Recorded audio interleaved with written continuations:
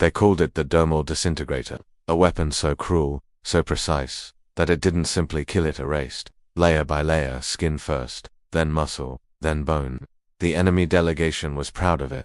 They stood in the Galactic Tribunal Hall surrounded by representatives from 100 different species, each one staring in horror at the weapon mounted on its pedestal. The air shimmered faintly around its barrel, the intense heat bending light itself. The Korthax war commander clicked his mandibles together in satisfaction. This device, he announced, his voice amplified across the entire chamber, operates at a thermal frequency tuned specifically to organic tissue. It bypasses armor, bypasses shields. It melts living skin in under 2 seconds. A murmur of raw fear rippled through the hall. Several delegates recoiled. One fainted on the spot. Another began frantically transmitting a distress signal back to their homeworld. The Korthax commander raised a single claw. We have used it on 12 species. None survived. Most didn't even have time to scream.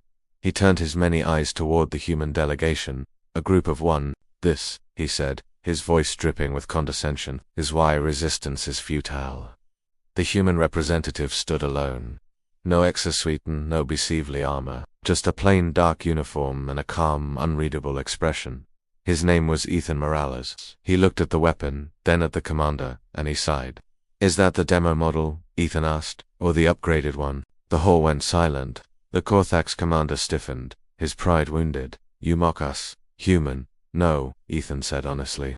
Just checking. A wave of confusion spread through the alien ranks. What was this human doing?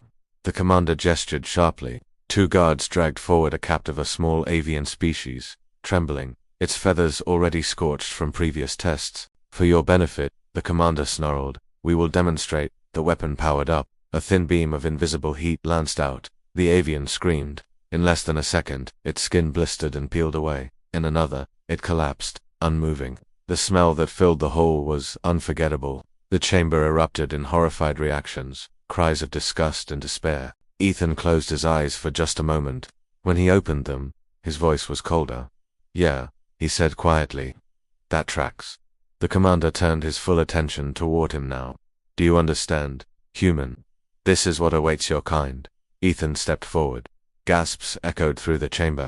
He walked past the armed guards, past a terrible weapon, and stopped directly in the firing line. Then he did the unthinkable. He rolled up his sleeve, exposing his forearm. I do, he said. That's why I want you to fire it at me. The chamber exploded into absolute chaos, insanity. Stop him. He doesn't understand what it does. The Korthax commander raised a claw, silencing them all. You wish to die? He asked, almost curious now. Ethan shook his head. No, he said. I want you to try again. The commander hesitated just for a fraction of a second, then a cruel smile spread across his face. So be it. The weapon fired. The beam struck Ethan's exposed arm. The hall held its breath, waiting for the scream. It never came. Instead, Ethan clenched his jaw. His skin reddened, then it blistered, then it stopped. The beam continued to pour into him. 2 seconds passed. 3. The weapon began to whine, its power output spiking dangerously. What? The commander hissed in disbelief. Increase the intensity. The operators complied. Ethan grunted, his muscles tensing under the strain, but he remained standing.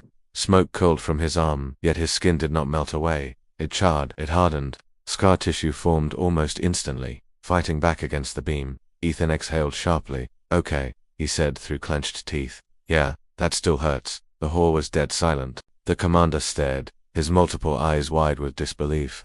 Impossible, he whispered. No organic tissue can. Ethan flexed his fingers, proving his arm still worked. Then he looked up. That's the thing, he said, his voice steady. Humans evolved on a death world. He stepped closer, the beam still hitting him, the air thick with the smell of burnt skin. Our ancestors survived fire, radiation, extreme heat, extreme cold. He glanced down at his arm, and pain. He shrugged. We've had a lot of practice. The weapon finally overloaded. With a high-pitched shriek of failing components, it shut down. Ethan lowered his sleeve. His arm was badly burned, but it was intact. Healing nanites in his bloodstream were already at work, patching the damage. He looked straight at the Korthax commander. Now, Ethan said calmly, here's the part you're not going to like. He tapped the table once. We reverse-engineered your weapon 3 weeks ago. The commander's mandibles trembled. And unlike you, Ethan continued, we didn't stop at skin. He turned to leave. Oh, and next time. He paused, glancing back over his shoulder. Don't brag about your best weapon. The doors sealed shut behind him, and for the first time in their long, brutal history, the Korthaks learned fear. Thanks so much for watching. If you enjoyed this story, be sure to hit that like button and subscribe for more. We'll see you in the next one.